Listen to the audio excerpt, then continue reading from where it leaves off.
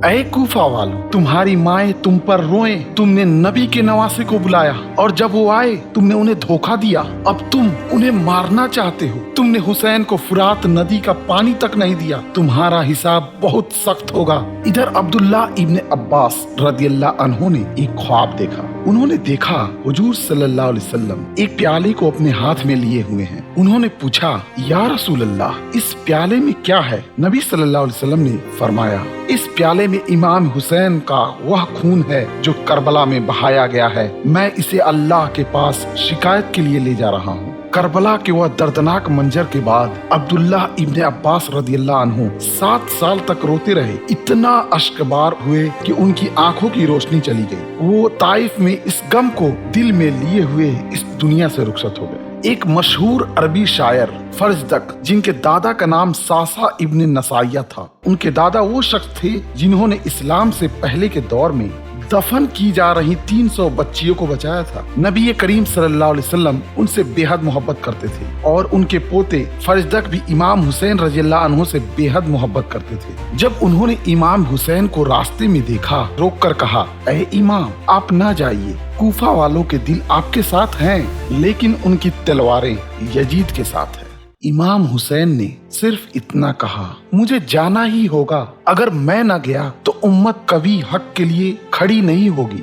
जब सभी हाजी मक्का से मीना की ओर रवाना हो रहे थे, उसी दिन हजरत इमाम हुसैन रदियल्लाहु अन्हु ने हज को उम्र में बदल दिया और मक्का से रवाना हुए। अब्दुल्ला इब्ने अब्बास उन्हें मशवरा दिया, यदि आप जाना चाहते हैं तो अपने अहले खाना को साथ न ले जाएं। इसके बावजूद इमाम हुसैन रदियल्लाहु अन्हु ने अपने पूरे अहले खाना, जिसमें खातून, बच्चे और यहाँ तक कि गोद के बच्चे भी शामिल थे, सफर में ले गए। आज हम जो कुछ भी करबला के बारे में जानते हैं वो सिर्फ इसलिए जान पाए हैं क्योंकि 2 ग्रेट विटनेस जिन्होंने करबला को अपनी आंखों से वह खूनी मंजर देखा था, हजरत जैनब रज़ियल्लाहु अन्हा और जैनुल आबिदीन। अगर हजरत जैनब रज़ियल्लाहु अन्हा वहाँ न होती तो शायद आज हम करबला की वह दर्दनाक मंजर की हकीकत को कभी जान नहीं पाते।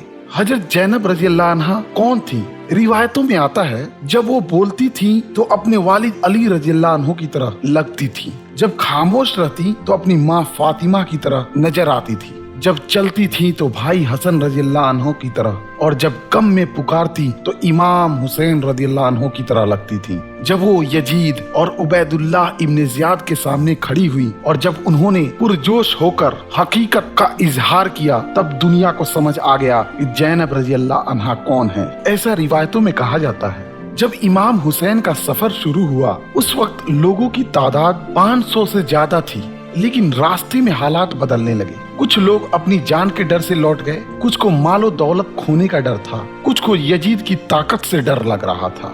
रात के अंधेरे में 500 के करीब लोग इमाम हुसैन रज़ियल्लाहु अन्हु को छोड़कर चले गए, उन्हें तन्हा कर गए। आखिर में सिर्फ 72 लोग इमाम हुसैन रज़ियल्लाहु अन्हु के साथ रह गए, जिनमें से ज्यादातर उनके अपने ही घर के लोग थे। इन बचे लोगों से इमाम हुसैन ने मुखातिब होकर कहा, अगर तुम में से कोई कर्जदार है तो वापस लौट जाओ। मैं नहीं चाहता कि कोई ऐसा शख्स मेरे साथ जंग में शामिल हो जिस पर किसी का कर्ज हो। सफर के दौरान इमाम हुसैन रज़ियल्लाहु अन्हु को पता चला कि मुस्लिम इब्ने अकील, उनके चचेरे भाई को शहीद कर दिया गया है। यह बहुत बड़ा सदमा था, लेकिन उन्होंने सफर जारी रखा। उन्हें रास्ते में एक शख्स मिला, सुहैर बिन कैन। उसने कुछ सिपाहियों के साथ इमाम हुसैन रज़ियल्लाहु अन्हु से कहा, ए इमाम, हम आपके साथ हैं। फिर वो अपनी बीवी की तरफ मुड़ा, उसकी आंखों में देखा और कहा, मैं अब लौटकर नहीं जाऊंगा, मैं शहीद होने जा रहा हूँ, इसलिए मैं तुम्हें तलाक देता हूँ। फिर उसने अपनी बीवी को छोड़ दिया और इमाम हुसैन रज़ियल्लाहु अन्हु की फौज में शामिल हो गया। इधर उबैदुल्लाह इब्ने ज़ियाद की फौज का एक कमांडर था जिसका नाम था हुर। यजीद ने उबैदुल्लाह को हुक्म भेजा, इमाम हुसैन को कूफा पहुंचने से पहले ही रोक दो। उन्हें ऐसी जगह रोकना जहां न पानी हो न दरख्त की छाया, और इतना मजबूर करो कि वह वहां ठहर जाए। वो जगह कौन थी? नैनवा, जिसे करबला भी कहा जाता है। हुर शुरू में यजीद का हुक्म मान लिया। वह अपनी फौज लेकर इमाम हुसैन के पास आया, लेकिन उसका दिल बेचैन था। उसने इमाम हुसैन से कहा, इमाम अभी भी वक्त है, आप वापस हो जाइए। मगर इमाम हुसैन ने क्या कहा? उन्होंने वही जवाब दिया, नहीं, मैं अब वापस नहीं जा सकता हूँ। इमाम हुसैन के सबसे छोटे बेटे जो अभी गोद में थे, जब पानी बंद कर दिया गया, उनके छोटे बेटे प्यास से तड़प रहे थे। इमाम हुसैन ने सोचा शायद किसी को इस मासूम बच्चे पर रहम आ जाए। इस उम्मीद में इमाम हुसैन ने अपने छोटे बेटे को आसमान की तरफ उठाकर कहा, ऐ कूफा वालों, इस मासूम ने तुम्हारा क्या बिगाड़ा है? ये बच्चा तो बस पानी मांग रहा है। लेकिन उसी वक्त असद कबीले का एक बेरहम सिपाही उसने तीर चलाया और वो सीधा तीर इमाम हुसैन के छोटे बेटे की गर्दन में लगा। वो छोटा मासूम बच्चा जो बस पानी मांग रहा था, शहीद कर दिया गया। इमाम हुसैन के हाथ बेटे के खून से भर गए। ये मंजर देखकर आसमान भी कांप गया। हुर ये सब देखकर अंदर से टूटने लगा। उसने अपने सिपाहियों से कहा, मेरे हाथ क्यों कांप रहे हैं? ऐसा लगता है जैसे मेरा घोड़ा मुझे जहन्नम की ओर ले जा रहा है। अगर मैंने हुसैन के खिलाफ जंग की तो मैं जहन्नम में जाऊंगा, ये मुझे पक्का लगता है। लेकिन अगर मैं उनके साथ मिलकर शहीद हो गया तो जन्नत में जाऊंगा। अब उसका दिल बेकरार हो रहा था। उसने घोड़ा दौड़ाया और जाकर इमाम हुसैन के कदमों में गिर गया। उसने सर झुकाकर कहा, ऐ इमाम,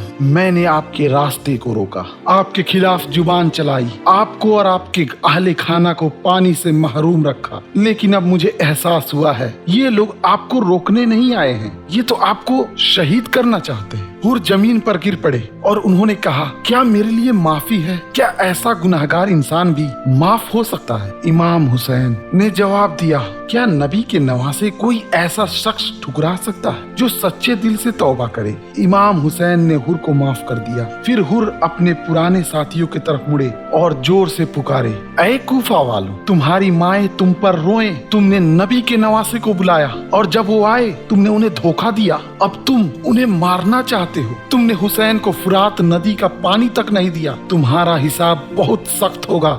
जंग के बीच में इमाम हुसैन एक बार अपनी छोटी साहबजादियों से आखिरी बार मिलने औरतों के खेमे में गए। उनकी साहबजादियां सकीना और रुकैया अपने बाबा को लहू लुहान देखकर दौड़ पड़ी, उन्हें गले लगाया, चूमा और रोने लगी। इमाम हुसैन ने उनसे कहा, ऐ अहले बैत की साहबजादियों, आज गम का दिन नहीं है, ये एक बड़ी आजमाइश है। अगर हम सब्र करेंगे तो अल्लाह हमें बहुत बड़ा इनाम देगा। मेरी साहबजादियों, आंसू ना बहाओ, दुश्मनों को खुशी मत दो। इतना कहकर इमाम हुसैन फिर मैदान जंग में चले गए। सकीना बहुत परहेजगार अल्लाह की याद में हमेशा लगी रहती थी।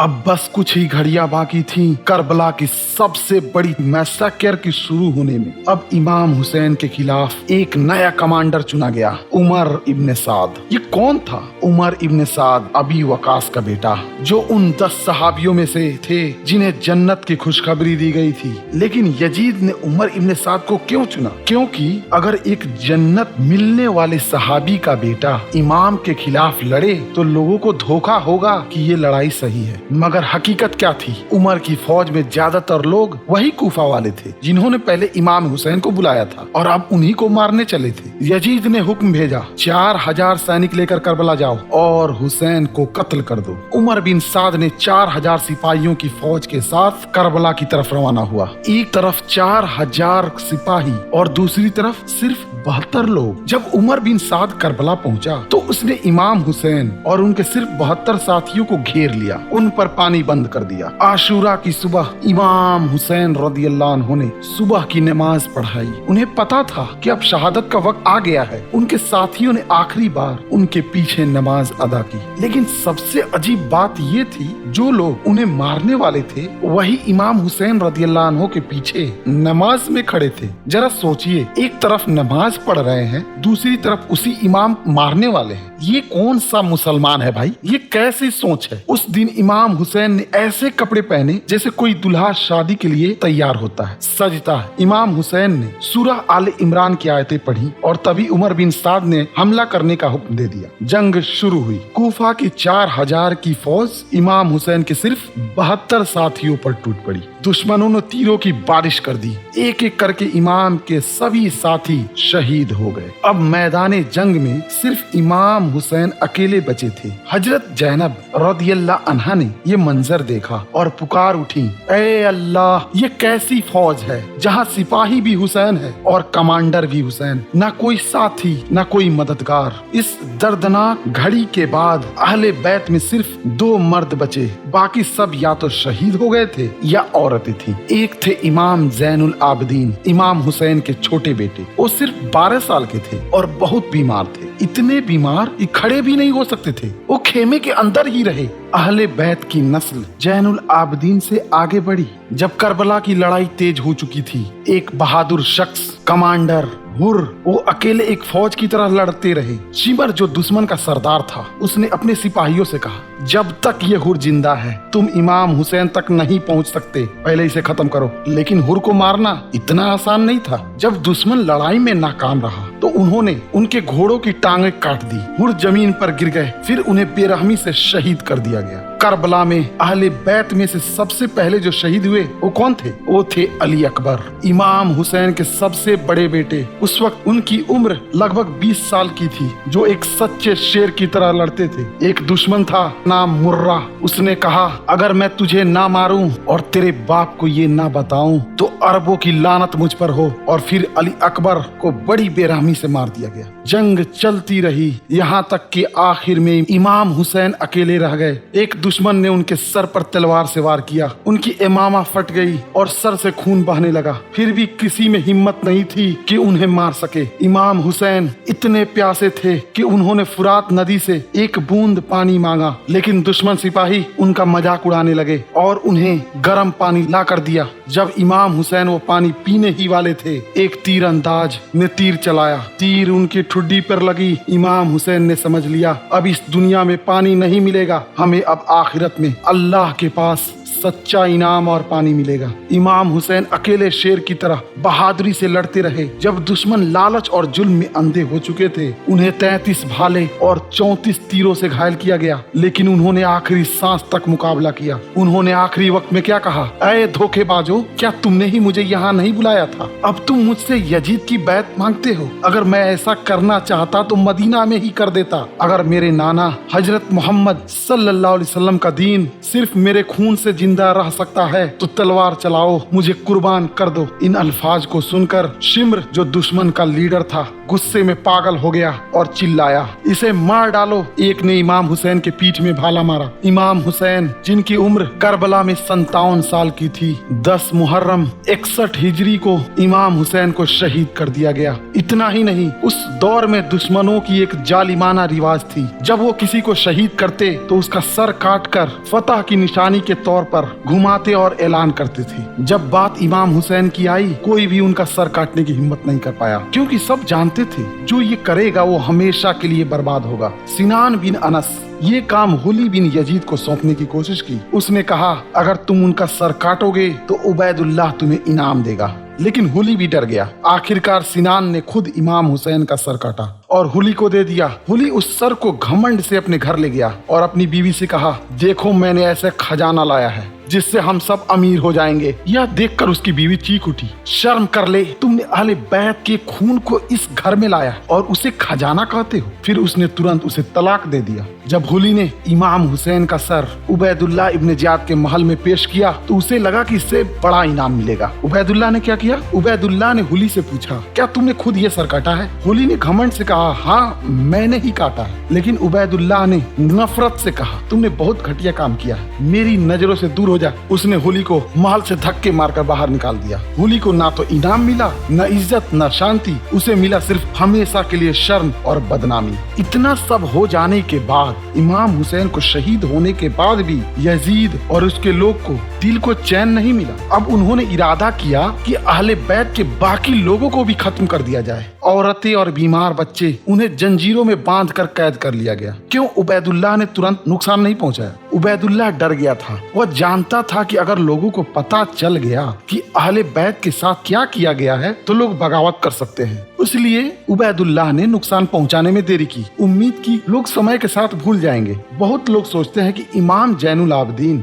करबला के बाद उन्होंने कभी तलवार क्यों नहीं उठाई। तो भाइयों, हम बता दें, उन्होंने करबला में अपनों का इतना खून देखा था जो शायद इस दुनिया में किसी ने वैसा मंजर देखा हो। इसीलिए उन्होंने तलवार नहीं उठाई बल्कि दुआ की और सब्र के साथ अपनी बाकी जिंदगी गुजारी। उनकी खामोशी डर से नहीं बल्कि अल्लाह की रजा और समझदारी का फैसला था। देखो, दुनिया में हमेशा जालिम होंगे, लेकिन हमेशा हुसैन जैसे लोग भी होंगे जो सच और इंसाफ के लिए खड़े होंगे। करबला सिर्फ एक तारीख नहीं है जिसे हम हर साल याद करते हैं। करबला एक सवाल है, एक रास्ता है, एक इम्तिहान है। हर इंसान की अपनी करबला होती है। हर इंसान की जिंदगी में ऐसा वक्त आता है जहां उसे सच और झूठ में से एक को चुनना होता है। तब सवाल होता है, क्या हम जालिमों का साथ देंगे या मजलूमों का? क्या हम हुसैन की तरह सच का साथ देंगे चाहे हमें कुर्बानी ही क्यों ना देनी पड़े? अब असल सवाल यह है, हम आज कैसे जिंदगी जिएंगे? आपके लिए करबला का क्या मतलब है? क्या आप भी हुसैन का रास्ता चुनेंगे? कमेंट कर